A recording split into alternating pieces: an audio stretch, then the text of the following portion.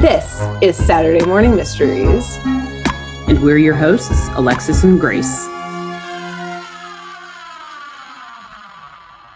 Hello and good morning, Saturday morning, Monday morning, Tuesday morning, whatever morning you're listening to this, evening, afternoon, who knows? We are Saturday Morning Mysteries. We're your hosts. I'm Grace. And I'm Alexis.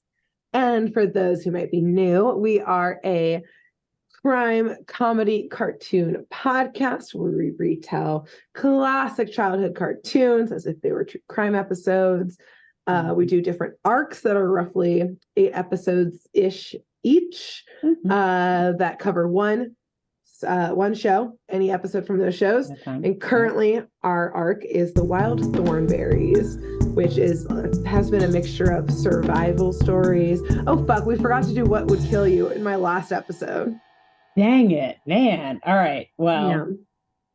let's the avalanche would have killed them in the last episode. Yeah. So what we've been doing for those who are new or maybe not new to the podcast, but new to our Wild Thornberrys arc is at the end of every Wild Thornberrys episode, we're doing a list of what things could have or should have killed the main characters in the episode. So, because in every episode, literally, this being an adventurous family, they constantly are encountering a number of life-threatening things. Yeah. So, yeah. Cheating death. Grace, in your last episode, like you said, there was that massive avalanche that Eliza herself caused. Should have killed them. Crevasse in between the crevasse. Should have killed them. Yeah. The loud music, they could have gone deaf and then they wouldn't have heard the avalanche, so both kind of would kill them. True. Food poisoning from the sardine sandwich. I'm so mad now too because I thought of that to add. Yeah. Well, not just about the sandwich, but because that made me think of, add that to the list of things that could kill them, and then we forgot to do the things that could kill them. Yes, so yeah. Anything else? The car crash when they car crash, all that equipment through the flying everywhere. Yeah. And I think that's it. There's a lot of stuff that could have killed them, and Eliza especially cheated death. That avalanche and the crevasse really the big ones should have killed her. And I know they weren't in the Australian outback, but much like the rainforest, as we covered a couple of episodes back for me, Australia is just like a country/continent where everything wants to kill you. So their mere presence in Australia was dangerous. Your risk of death is much higher the second you cross into that country. Good luck. Yes. Also, haven't you been to Australia? Did you and your brother go there when you were younger? Yes, I've been to Australia twice. Okay, so I've survived both times. I'm a survivor. Me too. What a badass. I even went camping once in the outback, and that's intense. We slept under, without a tent, just sleeping bags in the outback, and I, no joke, was I will probably die tonight. Not from some giant predator, but they have so many. 10 years old. How old were you? I was 13 the first time I went. And I was I will probably die tonight. I'm gonna die. I was this moon is so big. At least that's a natural light so I can see any of the critters. They got scorpions that are ready to kill you. They got snockies that are ready to kill you. They got spideys that are ready to kill you. But you know what? I'm here now, baby. So you survive. Country of Australia, predators of Australia, come at me. What's gonna happen? You fail. A bunch of them are booking flights right now. I'm gonna take one step onto Australian soil and just have a heart everything attack. Attacks you. Oh yeah. You don't even die from getting attacked by an animal. Natural causes, or was it? Dun, dun. Dun, dun, anyways, we on my next episode of Saturday Morning Mysteries. That I now am the only host of. There can only be one. Anyways, I don't think we're in Australia this time with the Wild Thornberrys. This week, Alexis will be telling us about I don't know about what, but probably how the Thornberrys also cheat death. So take it away. There's a lot of death cheating this episode, and thank you. Yes. I'll take it from here. You're right. We are not in Australia, actually, this week. We are quite far away from Australia. This week, in fact, the Thornberrys are not too far from the little known town of Beijing, China. The quaint village. The quaint village. Where Have you heard of it, Grace? Maybe. I think they had some sporting competition there a couple years, like 10 years ago. I don't know. It's kind of it's on people's radar. It's just now getting on their radar. Yeah. Up and coming. Yes. And this joking that we're doing now is even funnier because I'm going to take it way back in history and talk about how this region has been civilized, or at least like people have lived there for literally thousands of years. This up and coming little town. Wow, wait. So a bunch of hipsters because they were living there before it was cool? Yeah. 3,000 years ago. Like them. Those ancient hipsters. So, yes, this episode or this recap retelling today is from the Wild Thornberrys episode called Dragging Me Along. Great. Depending on where you look, it was either from season 3, episode 1 of the show or season 4, episode 9. Yeah, I don't know what happened. Been confusing, yeah. It's weird. I think when it first came out, it was season 3, episode 1. But if you're watching on Paramount Plus, then it's season 4, episode 9. Whatever. Yeah. Either way, it came out September 12th, 2000. Okay. Would have been awkward if it was 2001. I thought you were going to say 2001. No. And I was like, wow, what a that flop of an episode. Hit me. No one watched it for whatever reason. Weird. What were they doing? Literally just dawned on me. Anyway. Wow, yeah, this episode is full of tangents, by the way. We're just getting started. But we're going to jump right off and veer down Tangent Avenue one more time. Our favorite street. We have homes there. Because multiple Summer Avenue. Fuck. This episode's going to be so long already, I can tell. So, okay. Because the Thornberrys, not only are they just outside of Beijing, China, but they are also planning on visiting the Great Wall. So let's go down Tangent Avenue. I'm knocking on Grace's door and we're going to dish on hey, neighbor. The Great Wall. Hi. We're going to dish on the Great Wall of China because I think it's awesome. There are no rules here. And the two of us are just a bunch of nerds. So let's talk Chinese history as if we were experts on Chinese history and as if we weren't in a clearly adversarial nation to China. So this YouTube video, like the last one's gonna have warning signs at the bottom. Misinformation. CIA is already monitoring us. Like, oh no, first they talked about Germany and made World War II references. Now they're talking about China. Shit. Oh God, here we go. We'll never work in this town again. So, all right. The Great Wall, or if you're in China, what is commonly known as the Long Wall or the 10,000 Li Wall. Li is a unit of measurement in China. That's like a mile, I think. Anyway, it is the longest wall in the world with a winding path over a rugged country and steep mountains.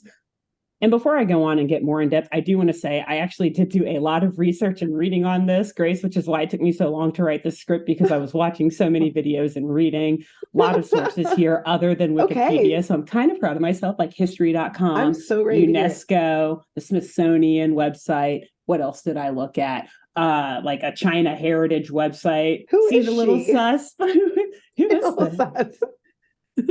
But whatever. As if Wikipedia is not.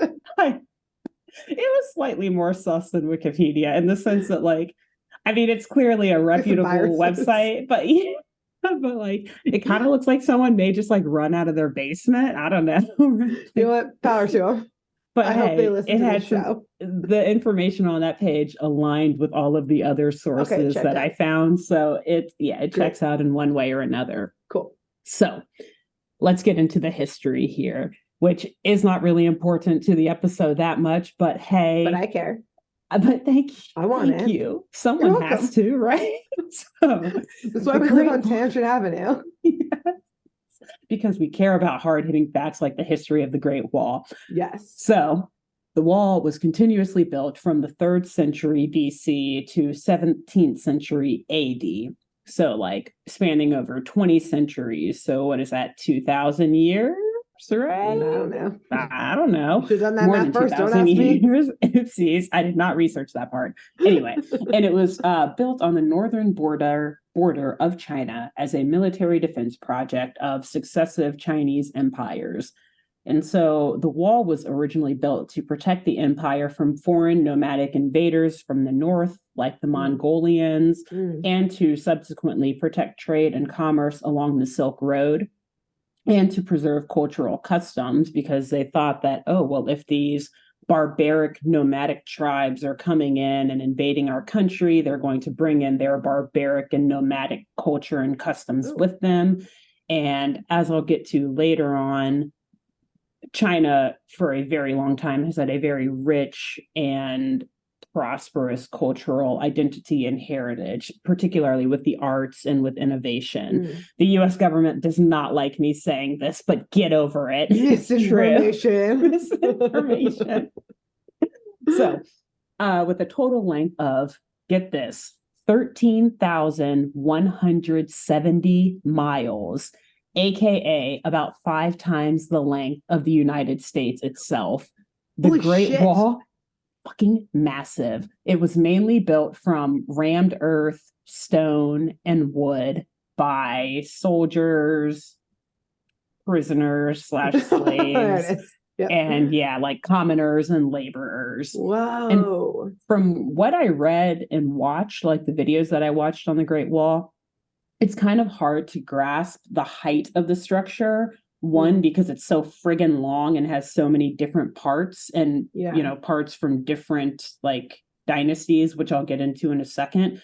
But 2, because a lot of the parts, as I kind of mentioned before, are built on like mountainous areas or on, higher elevation. Yeah. So and when you think of like the common pictures of the Great Wall, at least the parts that are kind of outside of Beijing, you do see it kind of rolling up and down these massive hills, right? But the History Channel and like one of the videos that I watched, I think from like Discovery or whatever, say that it's between 15 and 50 feet high at various points. Okay. So I'm not sure if that includes like the guard towers and the watchtowers that are built in too. But I think generally speaking, the wall itself can be anywhere from 15 to 50 feet high. So anywhere from like a story to a few stories, which is pretty tall.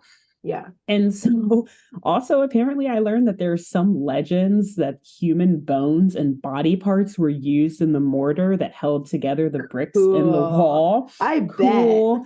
Probably, but apparently it's been debunked, depending on who you ask. By who scientists? Exactly. China debunks it, but the United States is like, no, they've always been this way. Blood hungry. Yes. So rather, what is claimed to have been used to hold all these bricks and stones together is what's called a sticky rice mortar that consisted of sticky rice soup mixed with slaked lime, aka calcium hydroxide. Don't ask me any further questions on any of that. But also kind of funny and stereotypical that like, oh, come on, really? Did you guys use rice? Is that real? I like to believe that they actually did use human bones and body parts. That's I think a little less stereotypical. Yeah, it's less stereotypical. And also like, even if there aren't body parts like to hold it together, people for sure would have died while building it. They're not going to bury every single body, not even just there. No one building this big of a wall. You ain't got time for that. You just kick them into the wall and keep building. There's definitely dead bodies in there somewhere. Exactly. It's just like the pyramids, right? Every time. No, you know how many graves that would be? These stones are specifically for the wall, not for your headstones. Okay. 20 centuries worth of dead bodies. This was before the one-child policy in China. They were like, just have more kids, okay? We'll just stick it on the wall, more keep people, going. more labor. Anyway, so continuing on with the history here before we get into our Thornberrys episode, way back in time, I don't know, like from mid 700s BC to the early 200s BC, China was divided into a number of smaller individual kingdoms, with each one having its own like fortifications and defensive walls or borders around it. And so around 220 BC, King Qin Shi Huang, also known as the first emperor of China, united the nation and spearheaded the process of uniting the various existing walls throughout the empire all into one. So essentially, he was like, light bulb, now that I rule over this whole place, let's combine all of these different walls into one dope ass massive wall. Very smart. It was smart.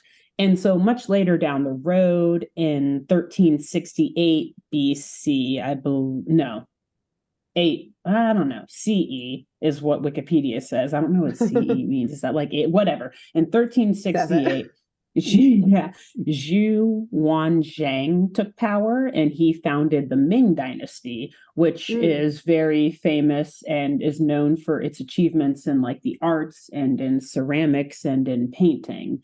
And so the Ming emperors, they decided to improve upon this wall by adding watchtowers and platforms. And they also added a number of carvings and like artistic images throughout the wall, and thus turned it into the world's largest military structure at that time. And probably, I mean, I guess I don't know if it's still technically a military structure, but like to this day, if it is considered that, it's probably still the largest military structure in the world.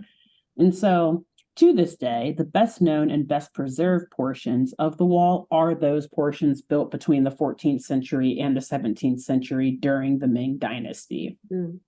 So once Chinese rule extended into Inner Mongolia in the 17th century, so towards the end of the Ming Dynasty, the wall became less important as a defense mechanism and turned more into a cultural icon or an important symbol of Chinese identity.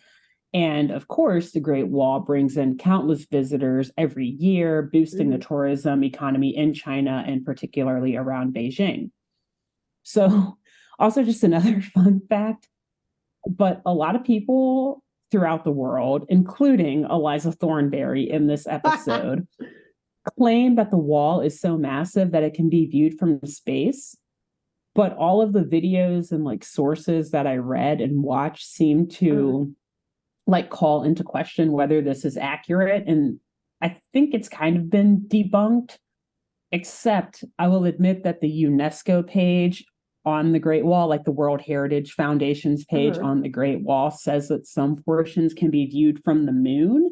So I don't know who to believe or what to believe. I've never been to China and I've never been to space. I've never been to the moon. I've never even been in close orbit of Earth. I know I need to get on my freaking SpaceX shit. I thought that's Elon, how you traveled if you're to listening, China, was that you went to space and then you went to China. I thought that was your route that you usually took. I think that's the quickest way, either that or by digging a hole straight through the earth. It's one of the two. Either go up and over the earth or go through the earth. But that's, yeah. So but I've never been to China, so I wouldn't know. Once I go, I'll let you know if I can see it from space when I'm up there. Yeah. Great. So anyways, enough on the Great Wall. I could go on, but we'll stop there because, again, none of this really is at all important to the episode, except calling Eliza on her shit with not knowing that you can't view it from space, apparently. So get it together, you 12-year-old girl. So the Thornberrys trip to the Great Wall, it happens to coincide with a kite festival, which, look, I don't really think or know if there is a kite festival that happens right on the Great Wall. I did enough research on the history of it. Modern day, I don't fucking know. I was going down rabbit holes trying to figure out. I did learn about a lot of other kite festivals throughout China, none of which happened to be on the Great Wall, but whatever. I gave up. So the family got tired. And I was like, oh shit, we're recording in 10 minutes. I need to stop at some point. So the family, they're driving through like this mountainous kind of like countryside of China, about 50 miles north of Beijing, but who's counting? And Eliza is stressing out about being late to meet her pen pal / friend named Ling for the first time. So meanwhile, as Eliza's stressing out about being late, Debbie is complaining about not being able to go shopping in Beijing. And Debbie's frustrations lead Nigel and Marianne, who are, up front in the comedy, to decide to actually spend the entire day with Debbie, who they feel they have been neglecting. And And this will give Eliza time to like meet up with her pen pal and, explore with her. Obviously, Debbie is not super stoked about this. She's an angsty teen. She's like, I don't want to hang out with my parents all day. But at the same time, like, okay, well, you're not going to hang out with your 12-year-old sister either. So what are you going to do? Yeah, one of them has money, the other one doesn't. She's going to take the one with money. We know where it's going to go. But before she ultimately makes that decision, Debbie tries to politely decline her parents' offer by telling, she's like, oh, I actually have like this really big school project that I need to work on. And, I've not even picked a subject yet. So I think I'm going to stay back in the conv and just work on that. Nigel, though, he's super excited about everything. And he's like, research project. I literally do research projects every day for my job. Like, this is my life.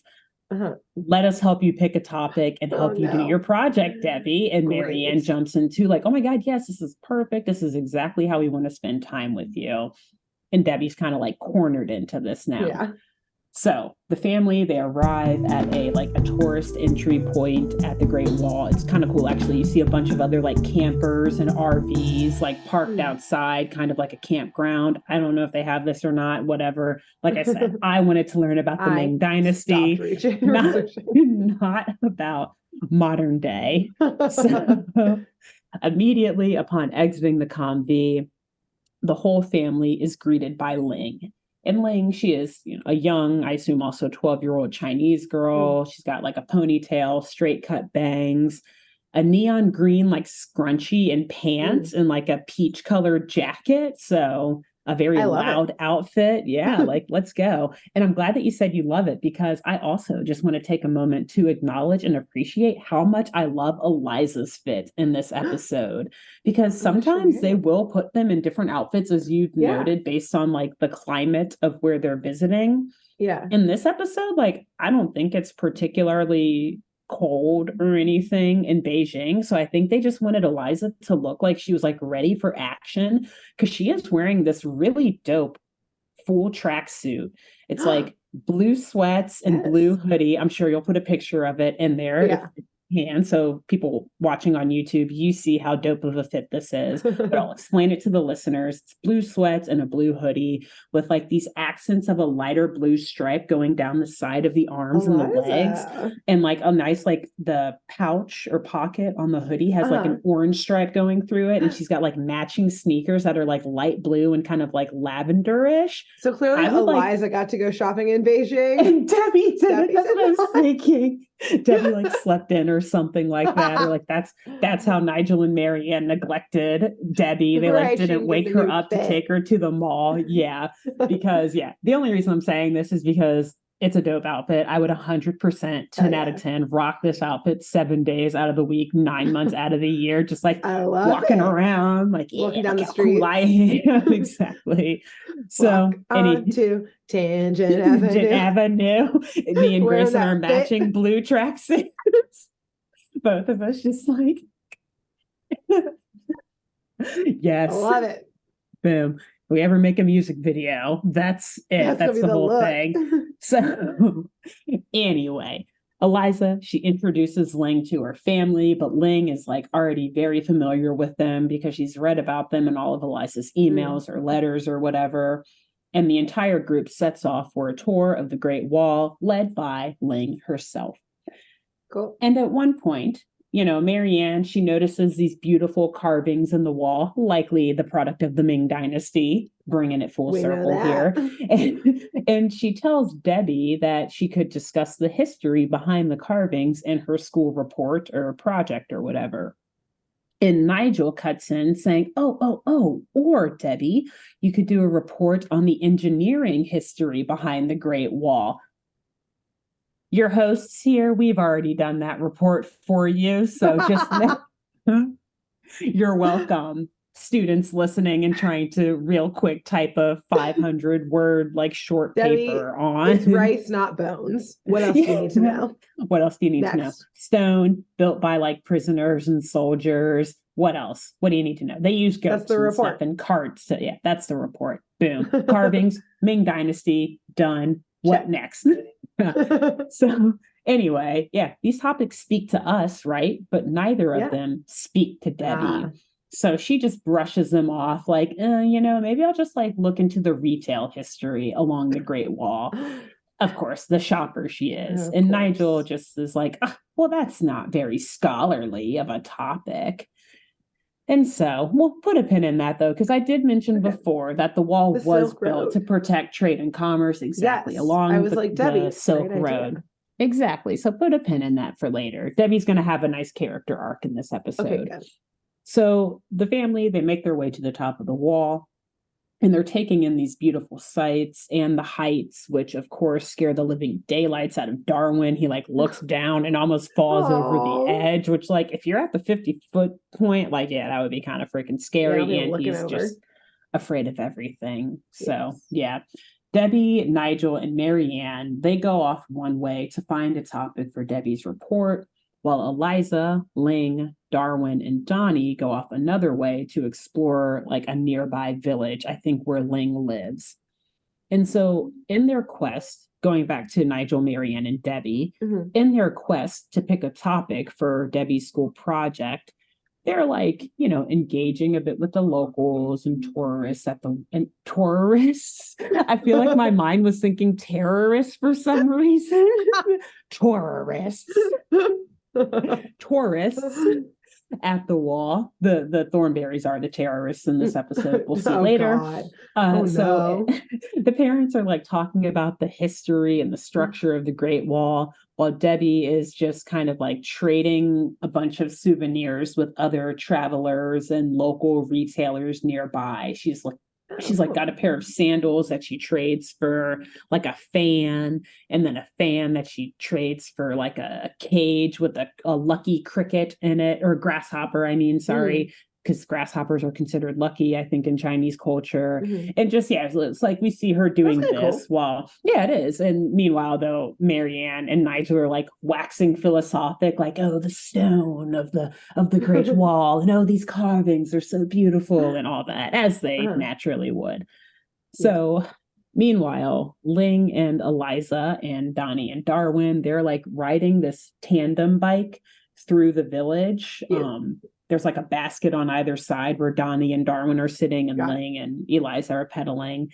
And Ling is in the front seat, and she's like New York courier delivery, bike courier delivery style, like dodging and weaving. Yeah, it's on a tandem bike, no less, which would be very difficult. Yeah, like dodging other bikes and pedestrians. And Eliza's complimenting Ling's bike riding skills, saying like, oh my God, like you're really good at avoiding all this traffic on this busy street, which is busier than usual due to the upcoming kite festival that the village is celebrating. But Ling, she's like super nonchalant about it, like, oh yeah, that's just life here. But you, Eliza, like you're always getting into adventures and escaping dangerous situations. Tell me more about that. Like Ling is super impressed by all of the things that Eliza and her family get to do in their travels around the world. And she kind of wants her life to be more like Eliza's in some sense. So Ling takes Eliza to meet her family at her grandfather's kite store in the village. Cool. And her grandfather, though, he's actually the only one working there at the time. So he's the only one that Eliza meets. But before we do that, we're gonna go back to Tangent Avenue and learn about some kites now. About some kites now. So yes, this is a short tangent, but I just had to add it in because kites are a major part of this episode, and indeed they are a big part of Chinese cultural heritage.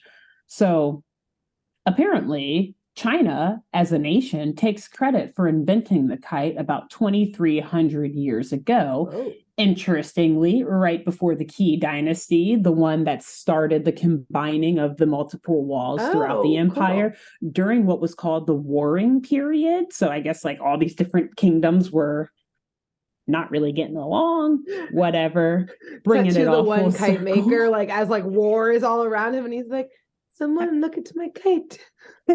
Isn't this nice? I swear it can bring unity to our fractured nation. Just an arrow goes through his kite. Yes.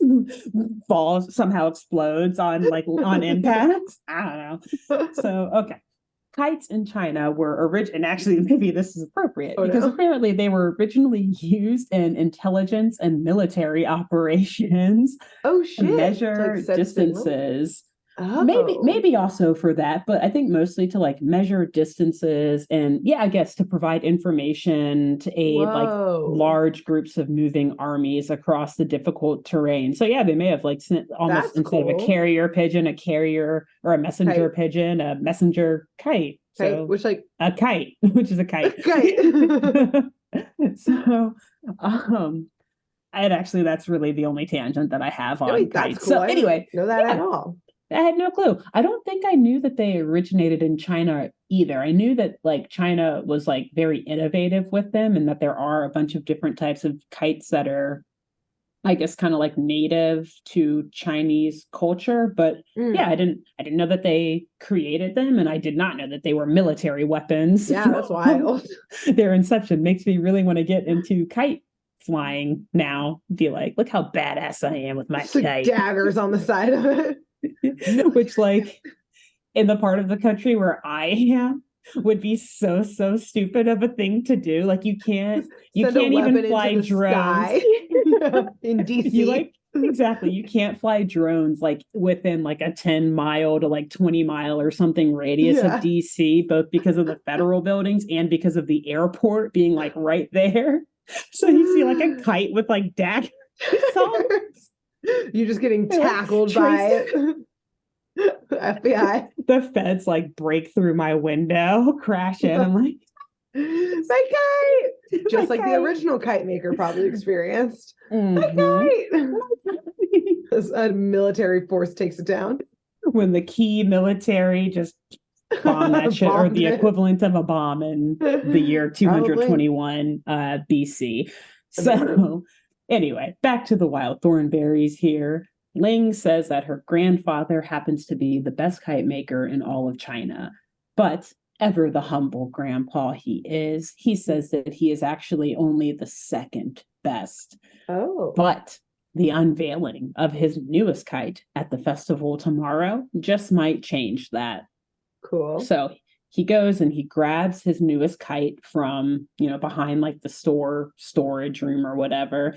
And he pulls out, they call it a kite. I don't think it is based on my research. But anyway, it's like one of those, don't laugh at this, Grace, but a red and yellow dragon. Grace and I were joking about the colors red and orange or yellow and orange earlier. Whatever. Anyway, don't worry about it. Don't worry about it. It's a whole thing that happened off camera, off recording. So he pulls out this red and yellow dragon kite. And like I said before, I'm not sure that this is actually a kite. Rather, I think it's one of those dragon costumes. Anyone who's familiar with the Lunar New Year or the Chinese New Year celebrations, you often see people wearing those like long dragon costumes with multiple people underneath it that they're using throughout parades. This is what he pulls out. From what I read about kites, particularly Chinese kites, and I read a few sources. I don't know when this knowledge will ever be useful again, but it's useful right now. You never know. This doesn't really seem like a kite to me. I think it is just what I said, a costume. But there is a type of kite called a centipede kite, which I don't even like saying that word, but whatever. It gives me the exact. Oh, God. I was thinking of the insect itself that creeps me out enough, but now I'm thinking of the human centipede and I'm even more grossed out. But they do have these long centipede type kites that are often designed and like painted to look like dragons, but they are actual kites that you fly in the sky, and they're actually very beautiful and majestic. Not that like people are underneath them when they're flying in the sky. So what it seems like is going on here is closer to the thing that you see during parades on the ground during like a Lunar New Year festival. But for whatever reason, they're calling it a kite in this episode. Okay. So fire off in the comments if you have any knowledge of traditional Chinese kites, and maybe I am wrong, and this is also for whatever reason considered a kite, even though it has no ability to be airborne, what or controlled in the air, whatever. So this thing that Ling's grandfather pulls out of the storage room, it's very nice. Like I said, dragon design. It has room enough for 6 people to stand inside of it and perform. And Grandpa says that he and his sons plan to get underneath it and perform in the parade the next day in hopes of winning the festival's top prize. And so, just as Grandpa is putting the kite back, Eliza starts to hear a familiar voice outside of his shop. A voice that it's a little faint. It's like a young boy's voice, and it's distress and whimpering. And it is none other than the voice of a baby panda and his mother. 2 pandas that Eliza actually met earlier in the series in an episode that also took place around China. I'll get to that in a second. And their names are, the son, the baby panda, is named Shishu, and the mother's name is Mei Mei. And so when I first watched this episode, and, you see Eliza run out after hearing these baby pandas, and she's like, Shishu? Mei Mei? Like, she automatically IDs them and knows them. And Shishu says back, like, Eliza, help us. So I was like, wait, what the fuck? Did I miss something in the 5 minutes of this episode where she met these pandas? No. As it turns out, exactly. In season 2 of the original broadcast of the show, the Thornberrys traveled to Chongqing, which is near the Yangtze River. Don't you know where that is, Greg? No. It has pandas. It does have pandas. I know that. It is, or at least in that episode it did. I did not look up if pandas are 2 pandas. Yeah, right. So they traveled. So they traveled there in season 2 of the original broadcast. And in that episode, I went and I watched it because I saw that it wasn't one of the episodes that you were covering. So I was like, okay, let me look at this so I can I need to put myself in the minds of these pandas. What are they going through right now? What's happening? What's Eliza's relationship with these guys like? Yes. And it actually is a bit of there's some drama, in the background of these 2. So the Thornberrys were going to get panda footage in Chongqing. A whole classic mix-up happened. Shishu was just born when they were there, and his mom, Mei Mei, was out looking for food when he woke up, and the first thing that he saw was Debbie Thornberry, who happened to be wearing this. He imprinted on Debbie because she happened to be wearing this cool, panda designed hoodie that, was helicoptered in and delivered to them. And she was so excited to wear it because obviously Debbie with fashion, it actually was kind of a cute hoodie, whatever. And so this panda imprinted on her, thought Debbie was his mother. It's a whole thing. Eliza had to go and find Mei Mei. Mei Mei is freaking out about where the fuck her son was. Correct. In a panic mode. Exactly. A massive monsoon washes through, coincidentally, because the Thornberrys love traveling during storm season. They love a flood. And it's just chaos. Mei Mei comes to the combi and finds Shishu and this whole thing. Debbie falls in love with this panda eventually by the end, though, and is very motherly. She's annoyed at first, whatever. So my God. They have a whole history. And then Eliza's like, oh my God, hey, it's me again. Hi, what's up? Me? Hi. Hey, we kidnapped your panda, baby. We kidnapped your son. Hey. Hi, what's going on? Put a pin in that about the whole kidnapping your son thing. So anyway, by the way, though, the last thing I'll say as the callback to the last episode where we see Mei Mei and Shishu, I looked it up, and Chongqing is about a 19-hour drive from Beijing, and or a 2.5-hour flight, which doesn't seem to add up to me, but that's what Google told me. I'm not sure. I guess maybe it's because you're driving through mountains and stuff like that, probably. Whatever. But these pandas are not close to home. They are not at all near. Are we going to figure out why they are up here? Yes, we are. They are calling for help, which seems not great. Yes, we're going to figure out why they're not home. But I don't know if we'll really figure out why Beijing was the next best place for them to be. But whatever, we'll figure out why they're not home in just a second. So before we do that, Let's take yet another quick drive down Tangent Avenue Hey, and talk neighbor. about some pandas. Oh. Yeah, so this is a fun trip, a cute, adorable trip down Tangent Avenue to talk about the wonderfully adorable, but also potentially dangerous giant pandas. So they are indeed native to China, as I'm sure most people know, and they're endemic, meaning that's pretty much, unless you're at a zoo somewhere, China is the only place you're going to see a panda. And they particularly live in a few mountain ranges in central China, in the Sichuan, Shanxi, and Gansu regions. That's the most of. I really hope I don't have to pronounce any other Chinese words because I feel like I'm butchering all of these, but we'll see. That's okay. And so hilariously, the traditional Chinese translation of our word panda, I guess, is bear cat or cat bear, which I think is very appropriate and adorable because, yeah, they kind of look like little cat bears, because their faces are different from the normal type of bear. Yeah. I learned because of the evolution that they went through from having like a primarily bamboo diet. I don't know the science behind it, but that is why their faces are more rounded than the typical bear face, which looks more like a dog, I would say, with a pointy nose. Yeah, they got a little stumpy face. Yeah, exactly. I guess it's because of the way that they have to eat the bamboo or because of how they ate the bamboo. That makes sense. I don't know. Yeah. That sounds right. So, sure. Yeah, Wikipedia said it, so I believe it. So adult pandas can get anywhere from like 4-ish to 6-ish feet long and up to like 35 inches tall up to their shoulders. So 2 and almost 3 feet. Yeah, almost 3 feet tall. And males can weigh up to 350 pounds, where females can weigh up to 276 pounds.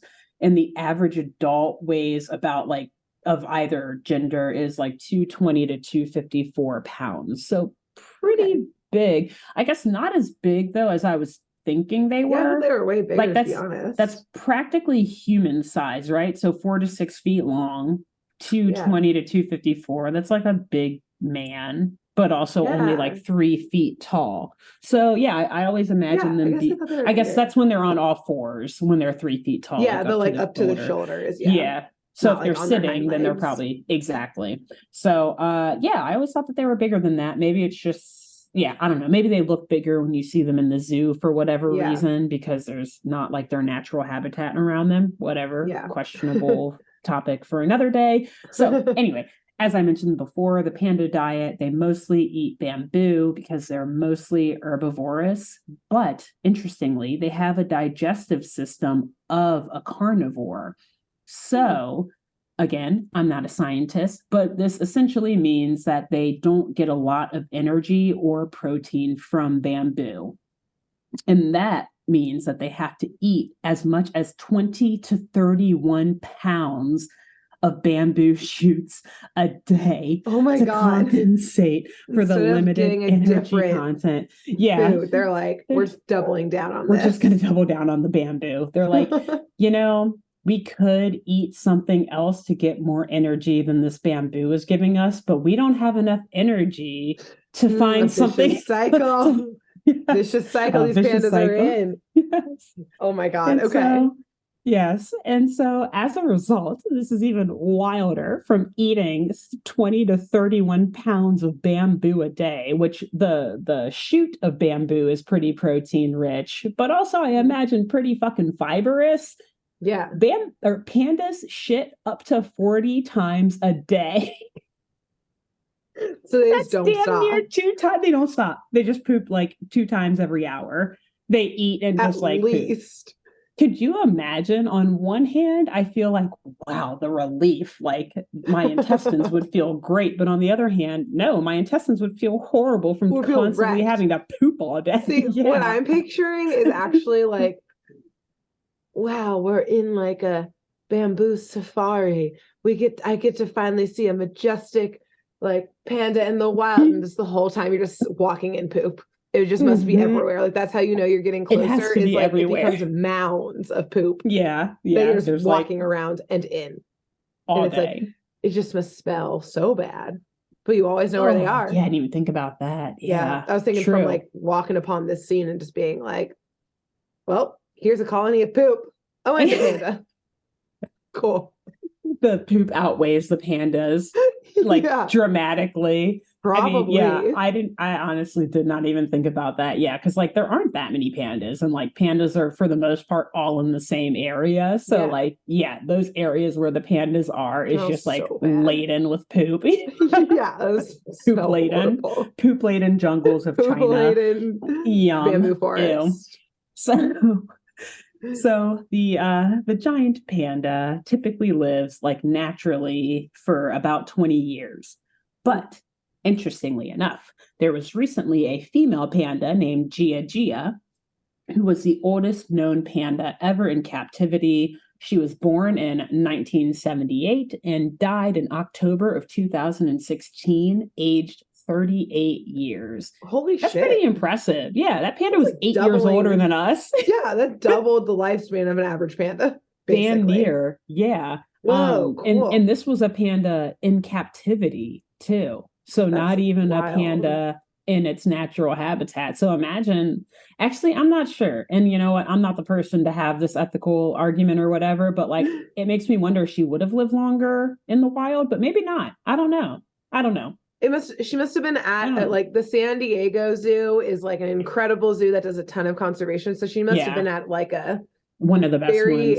Yeah, like nice and conservation oriented zoo. Yeah, I did not think to look up which zoo she was in. That's probably super easy to find. Continue to research. Exactly. I was like, I need to learn more about panda defecation. Thank you very much.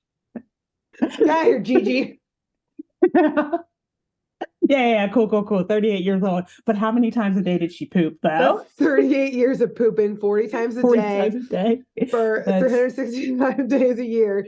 How many times did she poop? About 1,600. Oh, no, shoot. That's per day. I was thinking per year. I can't even do that math. Do the math and put it in the comments for us. Yes, please. 38-year-old panda, 40 times a day. Thank you.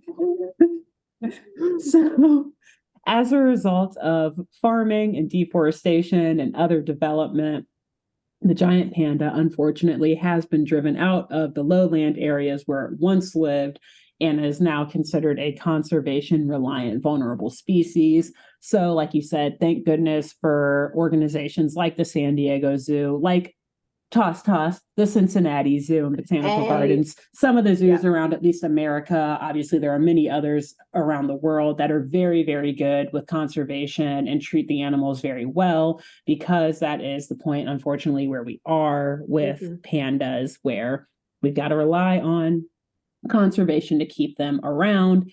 And last couple of fun facts that I've thrown in here because I'm like, oh my God, pandas are fucking amazing. Probably like top 10 of my favorite animals just because of how adorable they are and just how cool they look. And I don't know, they're fucking hilarious, right? So they're so cute. So a couple more fun facts. They do communicate through vocalization and also by clawing trees and scent marking, aka spraying urine. Nice, classic. So a lot of pooping, a lot of peeing that they do. That's how they communicate. It's how they get by. Bearcat. Also, they do not hibernate. And although they are often assumed to be docile, they have been known to attack humans, usually, though, out of irritation and not out of aggression. So they're not going to... Grace is a panda. Whomst amongst us has not been irritated enough. To the point where they just do a little, just a quick little backhand to get someone out of your way. Yeah, and then get back to pooping. Exactly. And spraying my pee somewhere so someone knows where to find me. But actually, don't find me. Please don't. That's why they are irritated. I will claw you.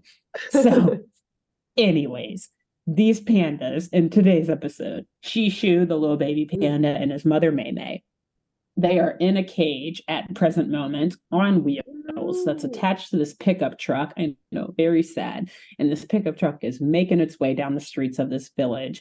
And Eliza, she hears Shishu crying from inside of Grandpa's kite store or whatever. And so she runs out to see what's going on. Shishu, he sees her and he asks for her to help him and his mother. But before Eliza has a chance to ask him, like, well, what the hell are you doing here? Why are you in a cage? What's going on? The truck speeds off and Eliza's like, oh my God, she starts panicking, saying she's got to do something. Yeah. So Ling runs outside after her to see what's bothering Eliza. And Eliza explains to her that it looks like poachers have just captured 2 pandas and they're keeping them somewhere in the village.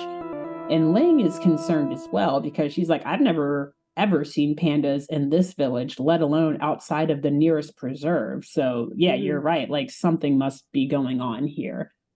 And so, eager now to engage in a classic Thornberry family adventure, Ling is like, fuck yeah, let's go. Do it. On it. Donnie, you're coming with me. Darwin and Eliza, you go that way and look. Let's figure out where this truck just went. And so Eliza explains to Darwin after Ling and Donnie go, their way. Eliza and Darwin are talking, and she says to him that she can't go to her parents for help because doing so would reveal her secret ability, aka that she can talk to animals, because how else would she know that those 2 specific pandas in the cage were the same ones exactly that they came across back in Xinjiang a year or however long ago? They wouldn't. All pandas look the same to humans for the most part, unless you're like a specialist, right? So okay, yeah. I mean, yeah, I wouldn't be able to tell. I mean, well, okay, Marianne and Nigel are a little more qualified. They might be able to. I think their patterns are different, but a 12-year-old girl. Exactly. They'd be Debbie like, could tell are you sure? It's her son. She's like, oh yeah, this is definitely the panda that imprinted on me. I can prove it. So soon after Darwin and Eliza have this little like chat, Ling and Donnie come back and they tell Eliza that they found a clue as to where the pandas may be.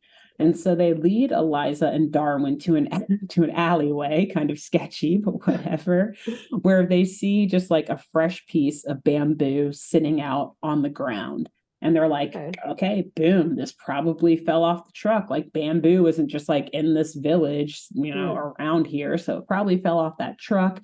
And it's like they see a like a shed and garage like further down the alleyway where they're like, okay, that's probably where it is. This is leading us down the trail.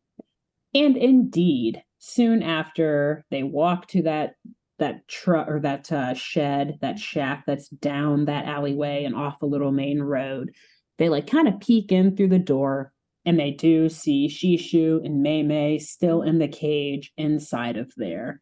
Okay. And so they all sneak in, all these kids, they sneak into the shack. But the alleged or suspected poacher who is driving the truck is still in there, which forces all the kids to like real quick, like dive and hide behind these bunch of bales of hay that are sitting off to the side so that so that the poacher doesn't see all of them. And so once the poacher leaves the shack, Eliza tells Ling and the others to go outside and keep watch while she gets the pandas out of the cage. And she goes to unlock and open the cage and tells the pandas to like get out and come with her. Like, come with me if you want to live. Like Terminator. Come on, let's go. Get into the chopper. Eliza suddenly True Lies. What's that? She has like the red light coming out of her eye. That's why she wanted them to leave the shed so they couldn't see the truth. Not only can she talk to animals, she's a Terminator too. It's actually just in her programming. It wasn't a shaman that gave her the powers. Yeah. Skynet just programmed her to be able to speak to animals. Yeah. Yeah. AI has gone too far. Gone too far. Damn it. ChatGPT before it was inspired by this episode. So Shishu, the little baby panda, he's very excited when Eliza like unlocks this cage door and is telling her that she'll save them. He's like, "Yay, we're free!" But Mei Mei, the mother panda, she's a bit wiser, and before like just jumping out and going with this 12-year-old girl, she's like, "Where are you gonna take us?" Right, we're pandas in the middle of a city. What's the plan? Where like you're just gonna like parade us out on the streets? What's going on here? We're gonna be shot on sight. Oh no. Not funny, but like that's absolutely what would happen because they would just think that these 2 pandas are like chasing these 2 girls and their chimpanzee and little boy.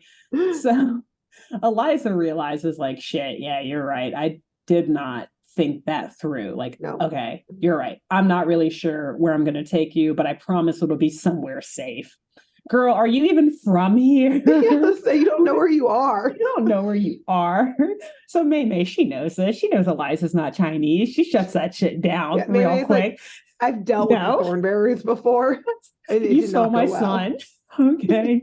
You try to kidnap him again. And even though you reunited me with him, I still do not totally trust you. Yeah. Correct. So May, she tells Shishu to like get back in the cage ASAP. Like, Shishu, come on, no, get back in here, get back in the cage. And she tells Eliza, like, no, we're safe right here where we are. The man who you saw driving the truck, he's been giving us plenty of food. Like, I don't know if we should go with you. And Eliza's like, May, like, you have to trust me, please. I promise you, I don't want to see you get hurt. This cage isn't safe. That man/poacher, he took you from your home, obviously. Like, don't you want to go back home? And Shishu jumps in and says that there actually was a fire at their home, so near the Yangtze River or whatever, and that it burnt all of the food and all of their natural habitat. And Eliza suggests that the poachers themselves probably did this to draw out the pandas and then force them into captivity. So, okay, yeah, fair, maybe. Yeah. So right at this point, though, so she's got Shishu out of the cage, but May's still like, no, she's still in the cage. And right at this point, Ling signals to Eliza, saying that the man is back on his way to the shack and that she needs to pack it up and get the hell out of Dodge. So Eliza, pack up his pandas real quick. Just like puts them in her pocket. Come on, let's go. So no, quite the opposite. Eliza like shoves Shishu back into the cage, like, oh fuck, no, you're going back in. And Shishu's like, no, I don't wanna. But she just like eats him back in there and like shuts the shit and locks it back. And then she hides underneath the cage until the poacher leaves. And the poacher, he gets back in the shack and he's like doing a once over, just like checking on everything, making sure everything's all right. And he sees that like the door to the cage has been open and the keys are on the floor or whatever, because Eliza's a total klutz. Yeah. And so, he locks back up and he's like, that's weird. I'm pretty sure I locked this up, but whatever. Okay. And he leaves the shack and then locks the shack up too. Oh, so he takes the keys? Yeah. Well, so he doesn't. Actually, that's a good point. I don't think he takes the keys to the cage, but like maybe there's a separate set of keys outside of the shack, or like one of those, bars that you put down or whatever to keep stuff from getting out, including Eliza. So Eliza is unknowingly trapped inside of this shack. Great. And she's like freaking out, like, oh my God, somebody please help me, get me out. And thankfully, Donnie, aka Flea from the Red Hot Chili Peppers, a hero. He absolute hero. He finds this like small little hole in the bottom of the back wall of the shack, and he's like crawling himself in and like making the hole a little bigger. Donnie, actually, you said it in your episode in Bhutan, like this kid's actually super skilled, right? Like he can call to birds. I didn't mention it, but like earlier in this episode when they're driving to the Great Wall at the very beginning, they're obviously embracing the culture. They're like eating rice in the convy, and Debbie's trying to use chopsticks and she can't. Like, is Donnie perfect? She like throws them on the table, like, fuck this. Like, man, I can't even eat the food here. And Donnie picks them up and he's like, dude, like, acing it, like perfect with the chopstick. He's like flipping them around his fingers, like drumsticks and stuff. And then like just like, getting all this rice and eating it like a pro. It's so funny. And anyway, so yes, Eliza, she crawls out that hole that Donnie has created and she's out to safety. And on her way out, though, she like turns back and tells Shishu and May that she'll be back first thing in the morning to get them as well to safety. So she tells the rest of the group the plan. Like, all right, we're going to come back first thing in the morning and we'll get them out of here. Let's break for tonight. Go home. So they go home. And up and early the next morning, Darwin, he kind of like pulls Eliza to the side, tries to have some straight talk with her.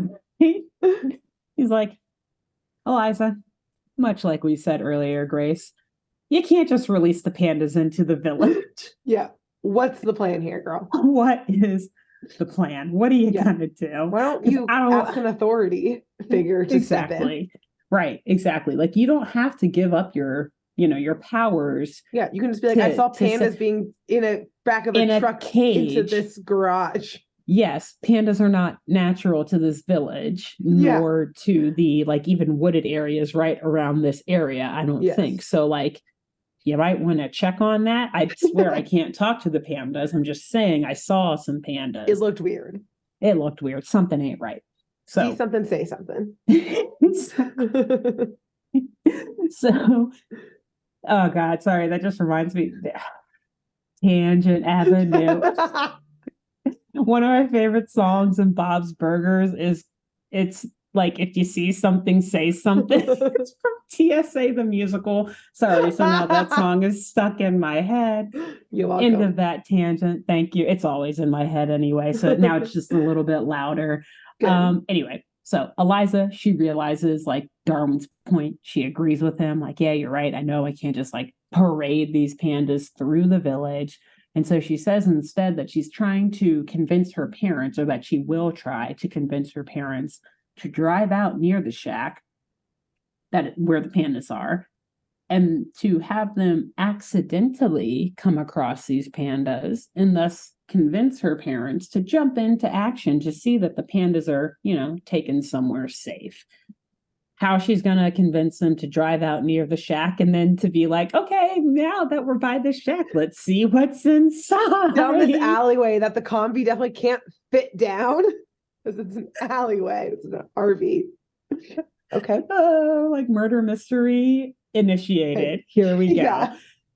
So Darwin is much like we are feeling. Darwin's trying to tell her that this is not a good idea. This is not going to work, Eliza. But by the time that he says this, Eliza and Donnie have already started to walk away to meet up with Ling. So Darwin's like, God damn it. Okay, here we go. He gives in to peer pressure and follows them. Yep. But once we see the group back at the shack, we quickly learn that, I guess somewhere on the way, on their walk back to the shack or their bike ride, Eliza has forsaken her initial plan. And I guess on the fly, she came up with a new one. Okay. Wherein her, Ling, Darwin, Donnie, and the pandas will all get underneath the dragon kite/costume that Ling's grandfather made for the parade, which, by the way, is supposed to start at any minute, because he said it was tomorrow when they met him, and it is now the next day. It is today. Okay. It is today. So the parade is about to happen. And so Eliza's plan is that all of them will get underneath this costume and they'll just simply parade the pandas out of the village and to safety. Because who's going to look underneath the costume, right? Duh. No. Prob's wrong. So these pandas will be totally fine in a crowd of humans and to noises and to music and fireworks and screaming. Cool. Oh no. Okay. And you are painting the picture for Act 3 of this episode. Okay. Right.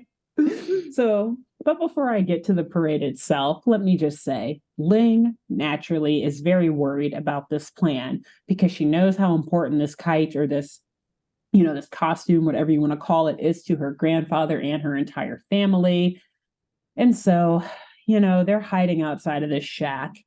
And when they see the poacher and his accomplice, this hilarious, some very nerdy looking dude, he's got thick circular frame glasses on and a sweater vest, whatever. Okay. They see these guys leaving the shack and they all run in with the kite or the costume and they close the doors behind them so that they can get the pandas out of this cage and situated underneath the costume.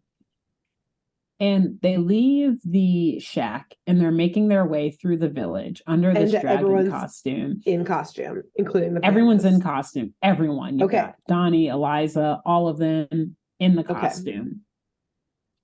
And yes, in this busy village street where the parade is just now starting, all the festivities are going by. And at one point, they happen to walk right by the poachers. And at that exact moment, Shishu starts to get a little overwhelmed with all of the festivities, as you anticipated, just as you foresaw. So Shishu like starts sticking his head out from underneath this little dragon baby, costume. no. And he's asking like, Eliza, who are all these strange men? Who are all these people on the streets? Like, where am I? What's happening? There's like noise and all this stuff going around. Eliza's people, like, re-traumatizing this baby.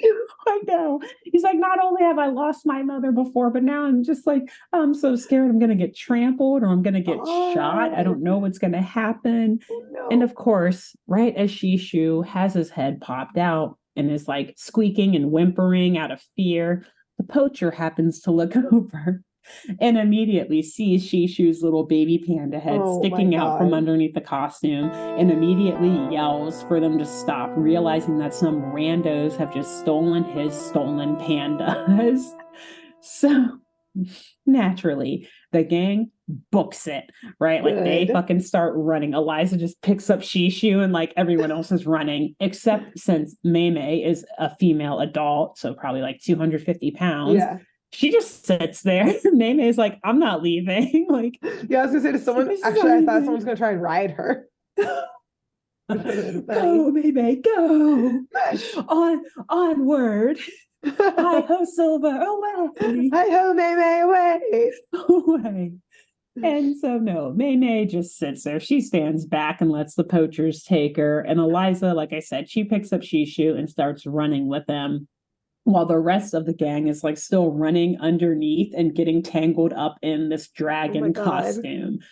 But as they're running back towards the Great Wall, Ling's grandfather and his sons, they're like walking out of the store and they see their dragon costume like running down the streets and they're like, hey, yo, the fuck? Like, grab those kids. Like, I think they assume that it's actually, I don't know if they see that it's Ling and Eliza because they seem very violent at first about it. Like, get those kids. They have my costume. Yeah, definitely not them.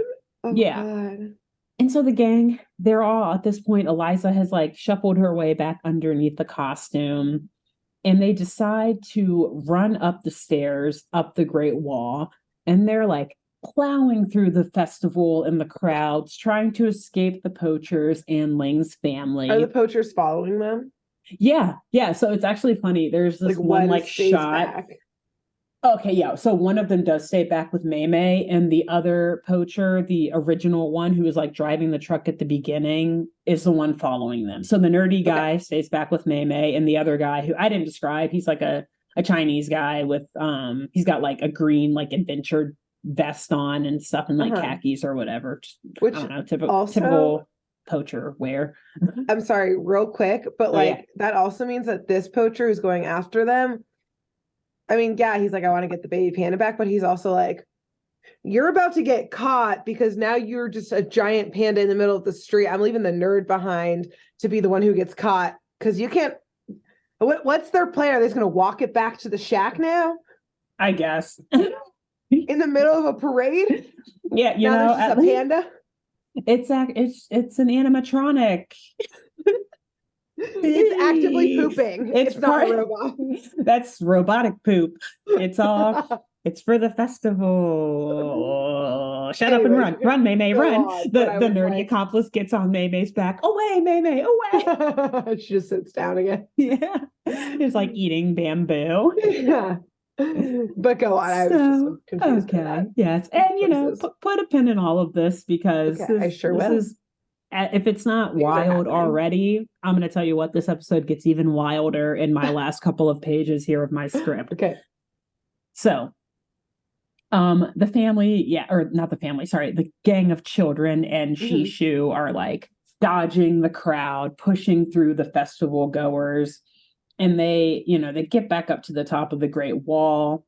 And the poacher, though, he somehow pulls a fast one and gets ahead of them and stops them from the front while Ling's family is following them from behind. And he's like, I'm going to need you to return my panda, please, right now.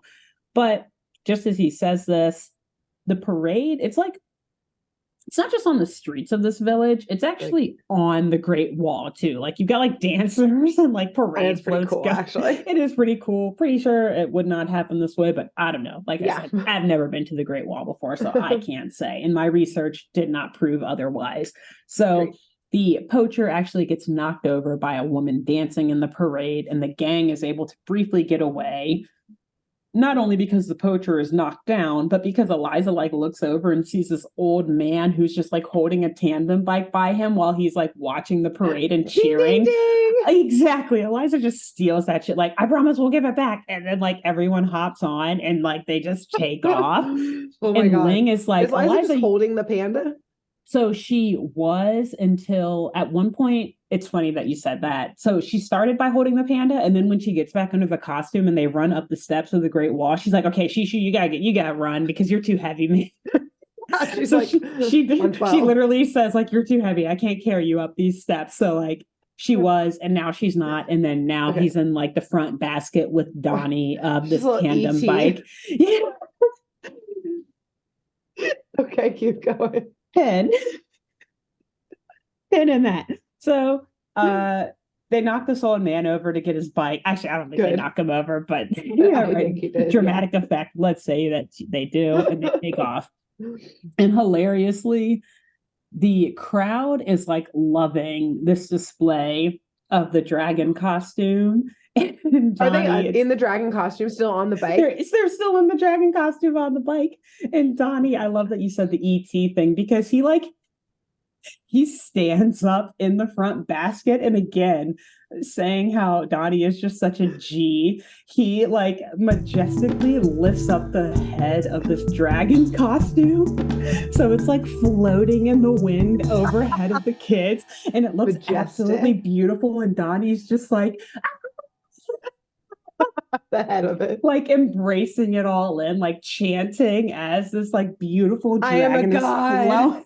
Yes, it's like flowing in the wind on top of the Great Wall, which like if you're down on the ground seeing this, it probably looks fucking amazing because you can't see the kids and the bike or whatever. But even on top of the wall, the crowd's like applauding and cheering, and like people are just so moved by how beautiful this is as these kids pedal by.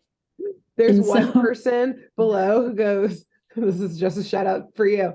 It's dancing with me. It's dancing. Dance the dance of life. Breaks everything. Okay, go on.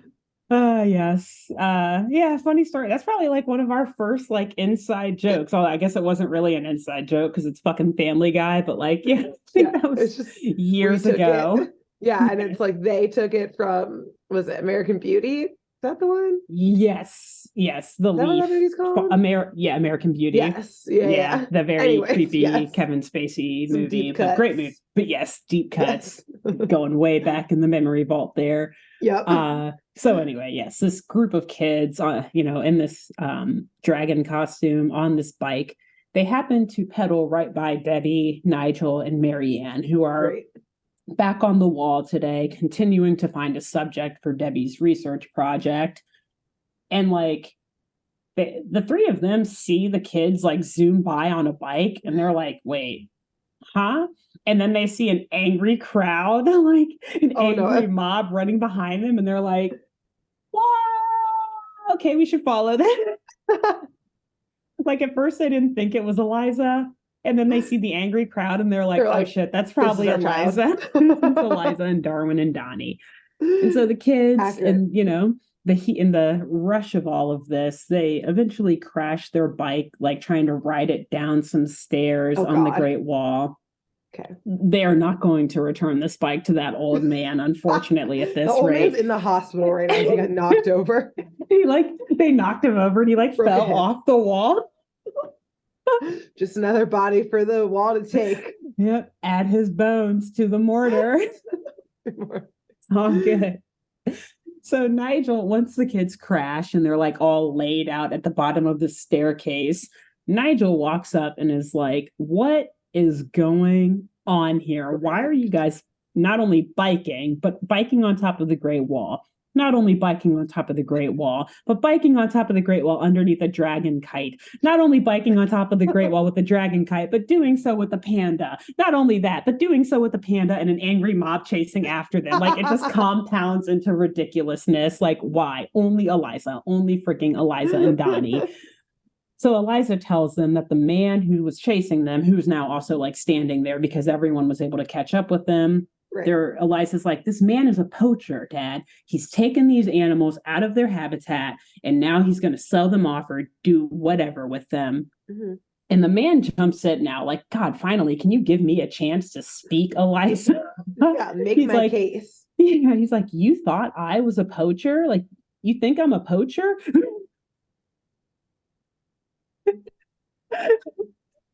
Plot twist. He quickly so mad at Eliza. Introduces himself. He's like, no, my name is Mitchell Chung. And Nigel cuts in and he's like, the Mitchell Chung? This isn't my daughter. I don't know this young American girl with also red hair and freckles. Pushes her off the wall. I've never seen that girl in my life. Not once. I know she looks a lot like me, but I swear to God, no clue. I don't know how. I just guessed her name. I just guessed. She looks like an Eliza. Eliza's always trouble, off the wall. Off the wall.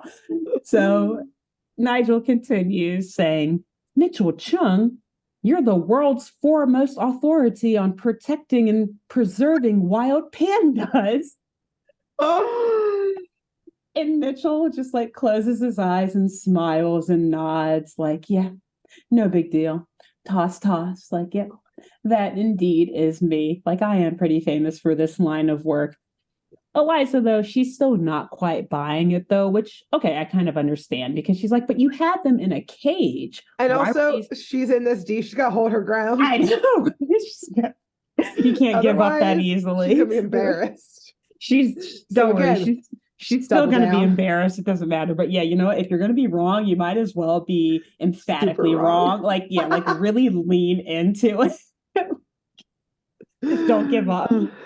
Stand your ground. Hold your ground. See evidence to the contrary, ignore it. Ignore it. God, she's a good American. Wrong. Exactly.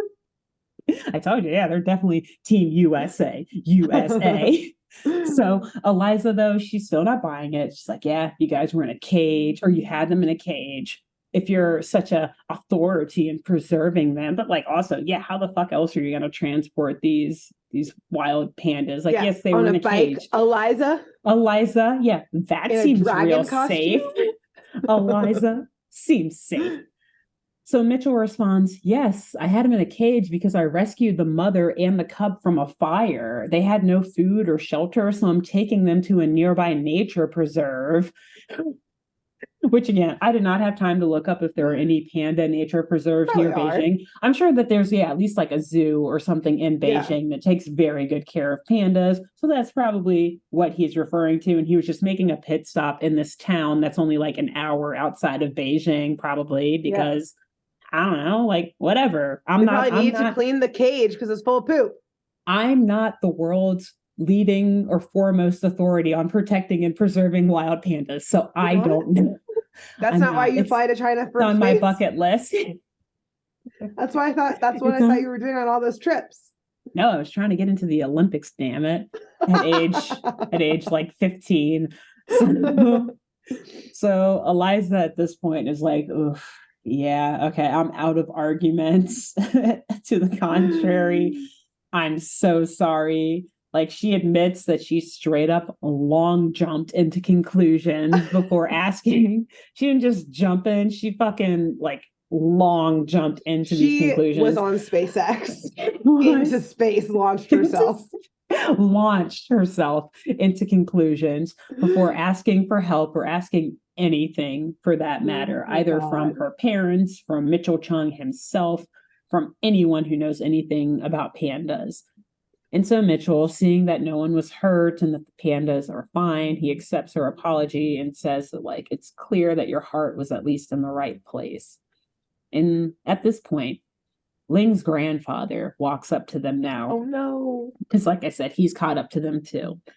And at first, he looks really pissed. Like, his arm, he like does a one-over of his dragon costume to make sure like it's not ripped. Yeah, it totally destroyed all that hard work. And he's like got crossed arms and he's just like glaring at Ling.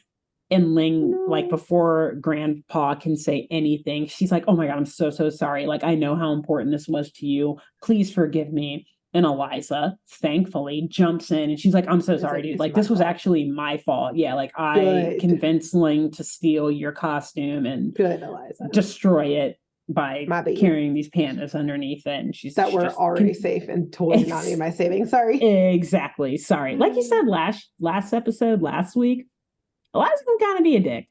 Yeah, this is one of her worst moments, I will say, in any episode of the Wild Thornberrys that I've watched so far. One of, maybe not the, but definitely up there. That's top not good. 10, maybe. It's not great. So Ling's grandfather, though, he expresses that he's also just happy that no one was hurt. He's like, I'm just glad to see you guys are all here and you're okay, because that was a fucking crazy stunt y'all just pulled. Yeah. But he adds, and a smile grows on his face, and he's like, but the festival judges were actually super impressed by that spectacle. Thank you, Donnie, for the assist. That majestic dragon head lift that he did. And they actually awarded Ling's family the first place prize for the parade. Okay, but this is all Donnie, not Eliza. Donnie gets credit. Eliza this is all Donnie. Did not help this. Because, like, yeah, was it impressive just seeing the dragon on the bike? Sure. But it really was when Donnie did, like, almost the oh, God, the dirty dancing lift of the dragon costume. That is truly what won it for Ling and her family. So, in the end, just like you said, it was a win-win. I guess for everyone besides Eliza, because she's just like utterly embarrassed. Just a lot. Yeah, like go to the convy and don't talk to anyone until we're out of the country. So Eliza, she returns Shishu to the poacher, or I shouldn't even call him a poacher anymore, to Mitchell Chung. And then Shishu is reunited with Mei Mei again. So yeah, kidnapped Shishu, by the way. Okay, twice. I didn't say this. I had to add it in. Right around the same time that Eliza like told Shishu, like, all right, dude, you got to run for yourself because I can't carry you up the steps. Shishu is like, but we need to all stick together or something along those lines. And she's like, we're all here. The gang's all here. And Shishu's like, not my mom. Eliza turns around and sees Mei Mei still just like sitting in the village with one of the poachers like holding on to her, and she's like, we'll get back to her later. Let's go. I'm like, keeps going.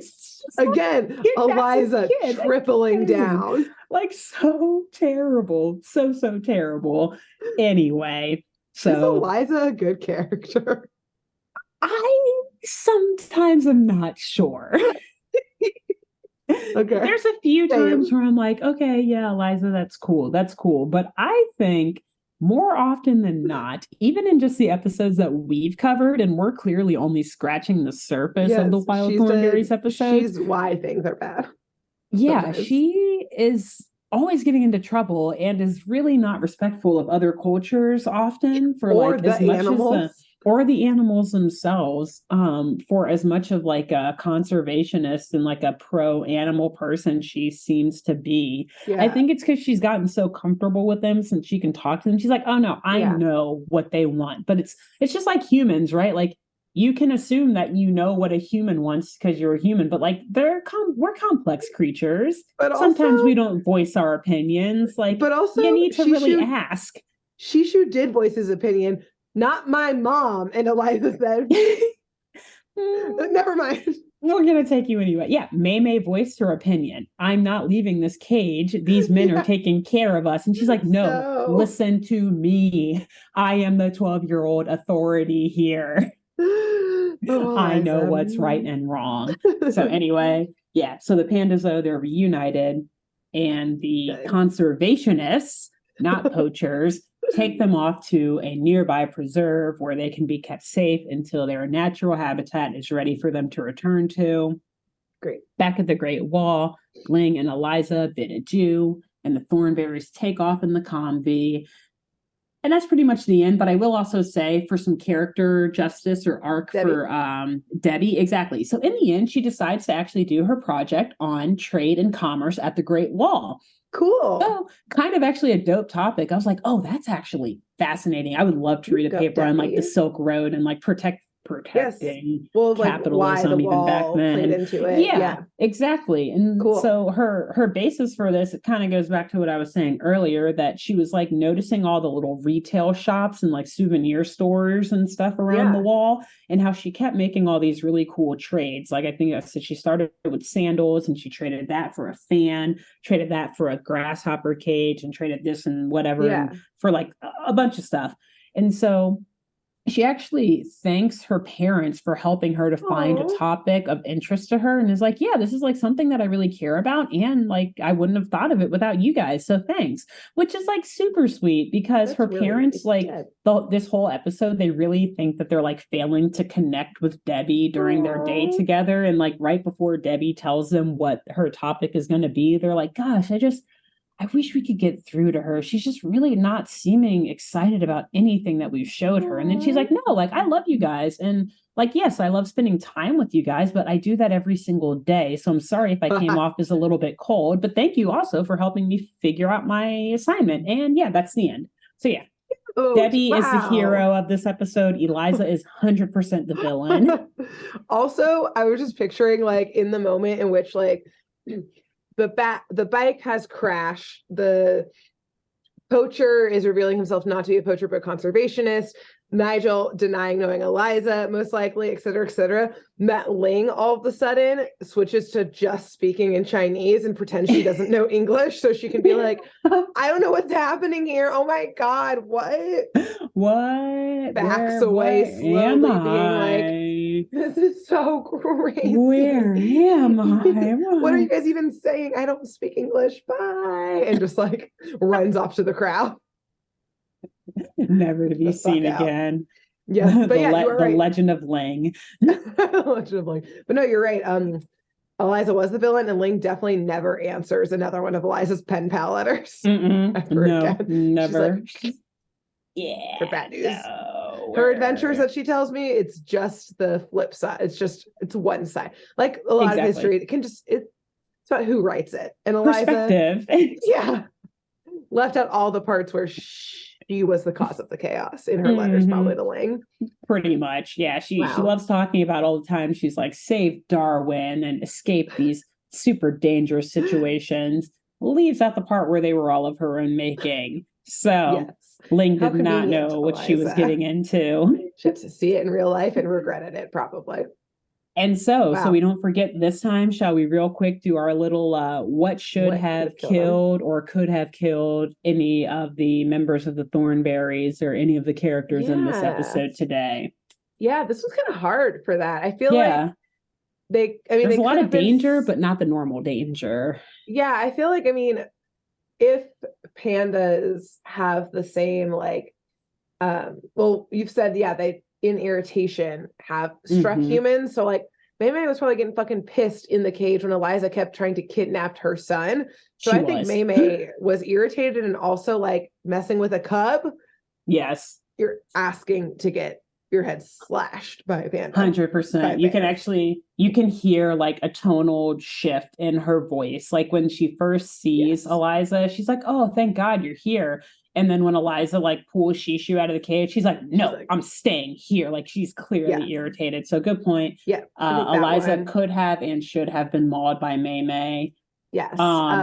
Could have fallen off the Great Wall. I don't know if they were on one of those 50 feet areas on rocks. Yeah, exactly. Well, also like just the general mob mentality could have killed her.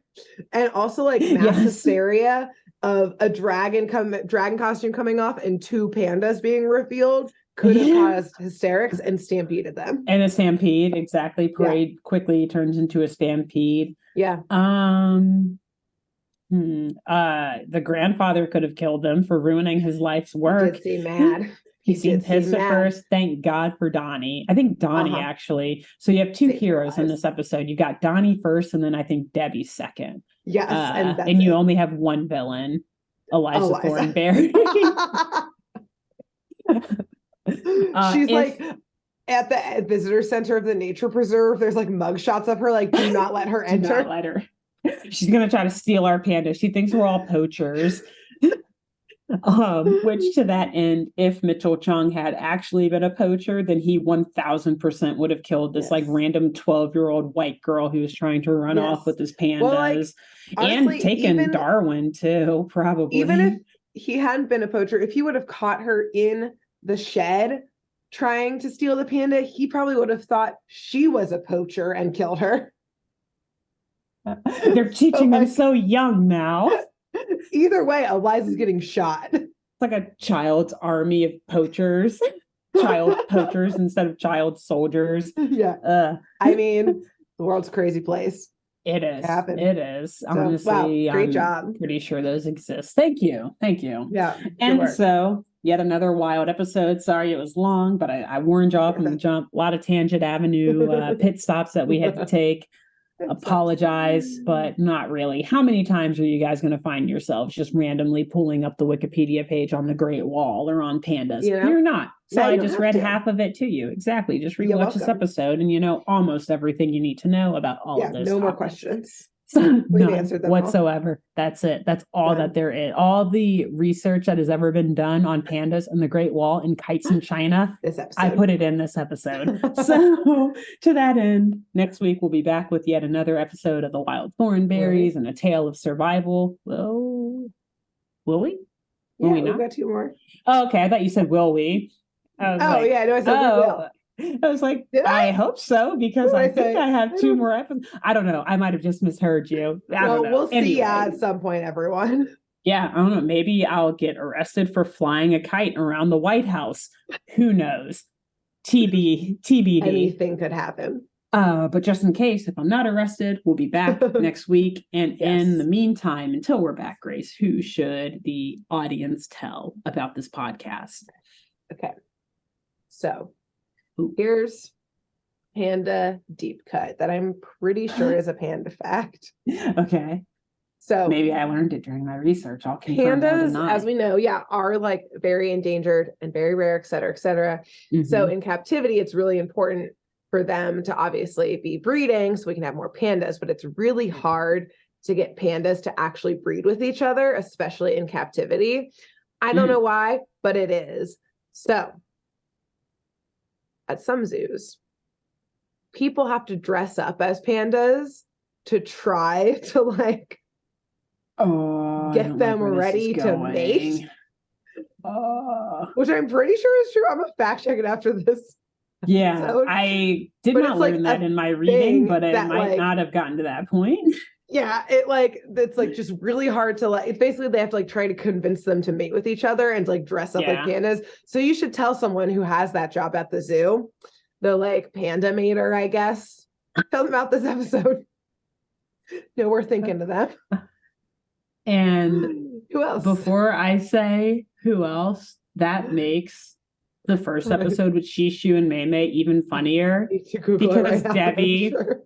Because, while you're Googling, I'll go down another Tangent Avenue or go down one last trip down Tangent Avenue. And that first episode with Shishu and Maymay, season 2, whatever episode, Debbie is dressed like a panda.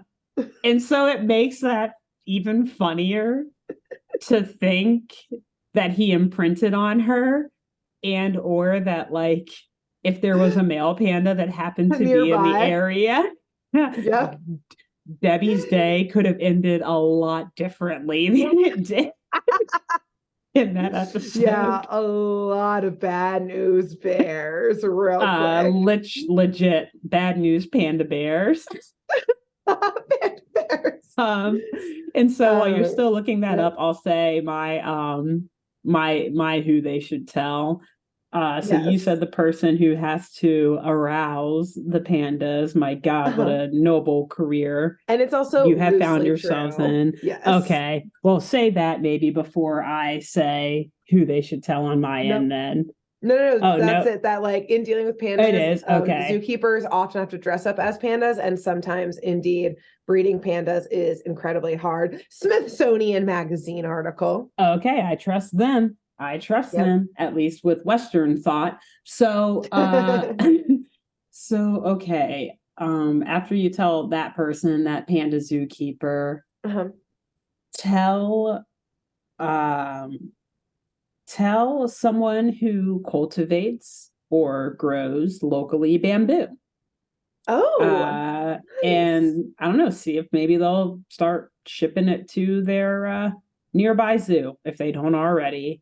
very Tell them nice. in the process that someone is going to use that bamboo, dress up as a panda, and try to sexually arouse other pandas to But the pandas are just too busy pooping procreate out that bamboo you just grew. and peeing to leave their scent somewhere as Everywhere. a mechanism for communication. So Bam. yeah, I guess Love it's kind of it. like dogs when you think about it that Yeah. way. So yeah. Wow, Cool. great. Well, Awesome. on those great notes. Yes. Again, this was a long one, but I hope you guys enjoyed. We'll be back next week. Yes. All right, bye. Thanks for tuning in to Saturday Morning Mysteries. If you enjoyed this episode, please share, rate, review, leave us a like, and drop a comment. We post episodes every Saturday and bonus tune tangents whenever we feel like it. So please subscribe so you don't miss the shenanigans. And if you want to follow us on YouTube, click the bell under the YouTube subscribe button to receive notifications when new videos are posted. And if you want to subscribe to the podcast, we have no idea what you're listening to us on, so just hit the big subscribe button on whatever app you're using. We believe in you. Give us a follow on Twitter and Instagram at SatmornMist, all the abreves, and let us know if you have any episode or show requests by emailing SaturdayMorningMysteries@gmail.com. Thanks to Jenna Kendall for the logo design and to Ava Sakiki for the music used during this week's episode. See y'all groovy kids next week on Saturday Morning Mysteries.